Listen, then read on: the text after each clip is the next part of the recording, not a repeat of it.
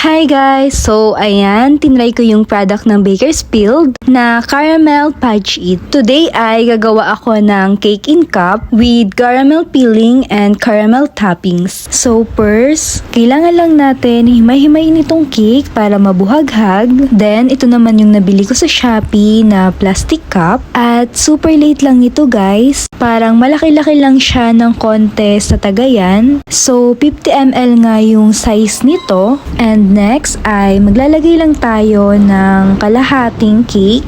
Then, ipipress down lang natin siya para makapaglagay tayo ng layer. Bale, 33 pieces ata lahat itong nagawa ko. And nakapag-consume ata ako ng nasa 4 to 5 cups na mixture. Medyo nadasik ko nga ata siya ng sobra kaya kaunti lang yung nagawa ko. And ayan, ito na ang ating fudge it caramel. Bale, maglalagay lang tayo sa ating piping bag ng kaunti dahil mga cute size lang naman ang ating mga cup na ginamit. At ayan, lalagyan na natin siya ng filling. And first time ko lang makatikim nitong caramel ng Bakersfield. At masarap nga siya. Then maganda rin yung consistency niya. At super convenient din niyang gamitin. Then ayan, medyo konti lang yung nilalagay ko. Dahil nga maliit yung cup natin. At syempre, medyo matamis na ang ating moist chocolate cake.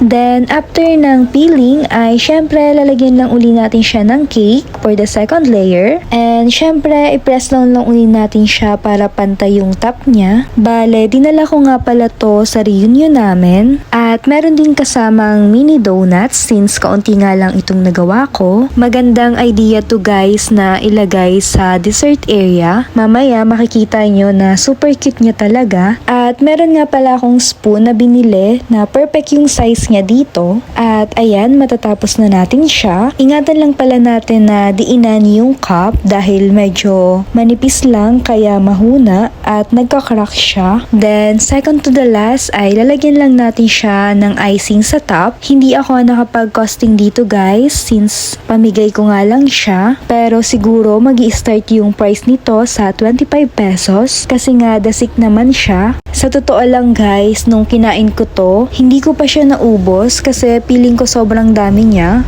Or baka dahil ako lang yung gumawa. Then, ayan, sa ating last part ay maglalagay lang tayo ulit ng caramel para mas maganda pa yung presentation niya.